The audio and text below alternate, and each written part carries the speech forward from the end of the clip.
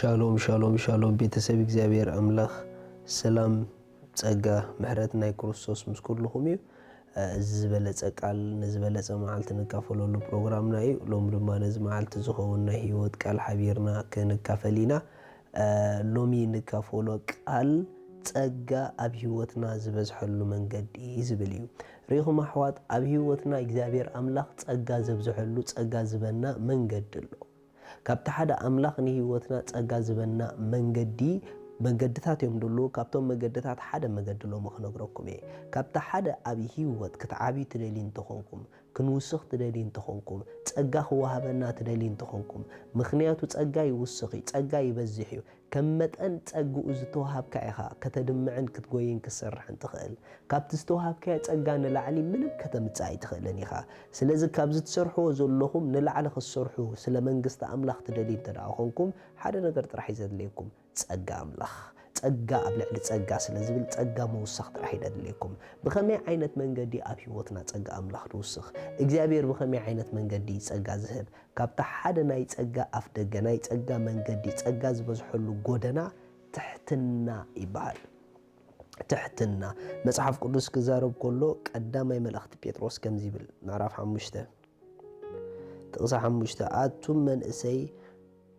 ከምኡ ነቶም ዝዓቢኹም ተገዝእዎም ኣምላኽ ንዕብያት ይማዓቶም ንትሑታት ግና ጸጋ ይህቦም እሞ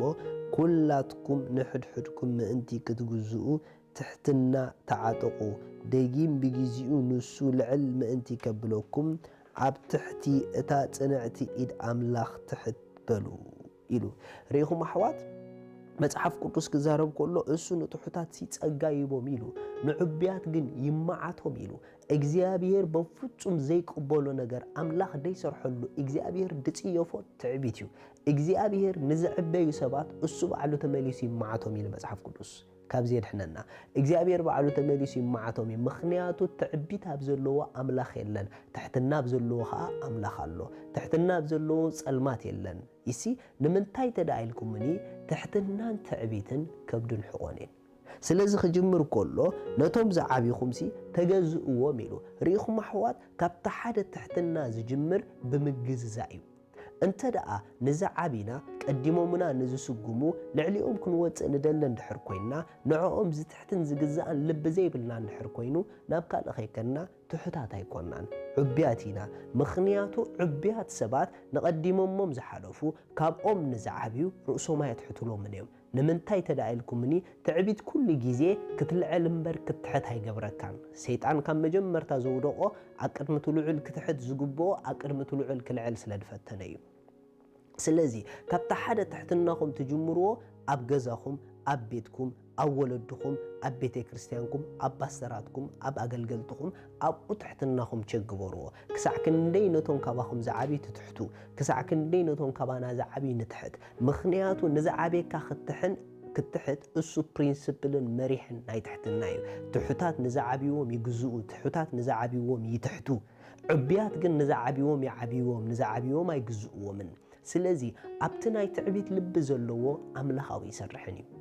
ኣብቲ ናይ ትዕቢት ልቢ ዘለዎ ጸጋ ኣምላኻዊ ኣይበዝሕን እዩ እንተ ደኣ ኣብ ህይወትኩም ጸጋ ኣምላኽ ክበዝሕ ትደልዩ ኾንኩም ኩሉ ግዜ ኣብ ትሕትና ተረኸቡ ኩሉ ግዜ ብትሕትና ንመላለስ እታ ዝዓበየት ናይ ትሕትና መለክዒት ዮሃንስ ዝተዛረበያ ኣነ ክትሕት ንሱ ክልዕል ይግባእ ኢሉ ሪኢኹም ትሑታት ኩሉ ግዜ እግዚአብሔር ኣብ ህይወቶም አልዒሎም እሶም ድሕቡ እዮም እግዚአብሔር ኣብ ህይወቶም ተራእዩ እሶም ደይራእዩ እዮም እዚ ማለት ዮሃንስ ብዙሕ ኣነ ክብለሉ ዝኽእል ነገራት ነይርዎ እዩ ግን ንኹሉ ሕቶ ናብ ኢየሱስ ከም ዝመጽእ ገይርዎ ኢየሱስ ከም ዝረአ ገይርዎ ኣብ ኩሉ ትገብርዎ ዘበለ ነገር እሱ ክረአ ዝብል ልብ እንተዳኣለኩም ናይ ትሕትና ልብ እሱ እዩ ክዳን ክትቀይሩ ከለኹም ንምንታይ ክዳን ትቀይሩ ኣለኹም ይሲ መካይን ክትቀያየሩ ከለኹም ንምንታይ መካይን ትቀያየሩ ኣለኹም ይሲ ኣብ ኩሉ ትገብርዎ ነገራት ኣብ ኩሉ ገብሮ ነገራት ኣብ ቤተ ክርስቲያን ከተገልግሉ ከለኹም ንምንታይ ተገልግሉ ኣለኹም ምኽንያቱ ብጣዕሚ ኣዝዩን ኣገዳስን ኢምፖርታንት ንምንታይ ነቲ ነገር ትገብርዎ ኣለኹም እስኹም ንኽትረኣይሉ ድዩ ሰባት ንዓኹም ንኽንእዱሉ ድዩ ወይስ ጎይታ ክብሪ ኣባኹም ንኽርአ ንጎይታ ክብሪ ኸተምጽሉ ጎይታ በኣኹም ንኽገንን ኢኹም ትገብርዎ ዘለኹም እሱ ይርአ እሱ ይግነነለይ እሱ ይኽበረለይ ዝብል ልቢ ናይ ትሕትና ልቢ እዩ ريخم تحتنا زرئي كبرت يا كبرت عصيد تحتنا يا تعبيت زرئي وردت يا وردت عصيد تعبيت يا انت دقا مصحف كزارب كله نوردت تعبيت تقدم إليه كل جزء ناي تعبيت لبن دحر ماتيو أقدميخا عبودكت عبوردت يصبيك الله مالتيو لكعكم ودما نعبيت دما نلعلنا دما تحتنا تقدم معايا إذا مالت أقدميخا خطعبد ليخا من قدو تحتنا يمونون بتحتنا تمالالس لوم بتحتنا تمالالسي تحتنا ناي عبيتن ناي تصقام بزحن من قديو أملاخ سماي نزو تحتو تصقاي بوميو نزعبايقن يمعاتوميو شالوم ስለዚህ ሎሚ ንጎይታና ኢየሱስ ክርስቶስ ኣብ ህይወትኩም ወሲንኩም ክትቀበልዎ እትደልዩ እታ ኣብኡ ዘላ ናይ ዘለዓለም ህይወት ክትቀበልዋ እትደልዩ እዛ ጸሎት እዚኣ ጸልዩ እግዚአብሔር አቦ ስለ ወድኻ ኢየሱስ ክርስቶስ የመስግነካ ኣለኹ ያአምን ኣለኹ ኢየሱስ ክርስቶስ ስለ ኃጢአተይ ከም ዝተሰቀለ እዳ ኃጢአተይ ከፊሉ ከም ዝፈጸሞ ስለይ ከም ዝሞተ بسالسيت معالتي أملاخ كموتات كم زتنسؤ أبيمان أملاخ كم استقمت يأمن الله إيسوس كريستوس نايهي وتي غويتا إيو إيسوس كريستوس أملاخي مدحاني إيو كابزا ساعات نكريستوس بمقبالي حدش فترت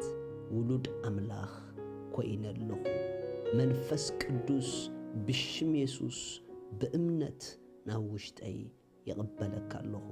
آمين زي أتصلوا دصلهم بتحمقوا حقوسكم بزب تحت زلوا أدراشانا كونتاكت جورنا يهم سدليكم حجز كن لأخلكم هنا شالوم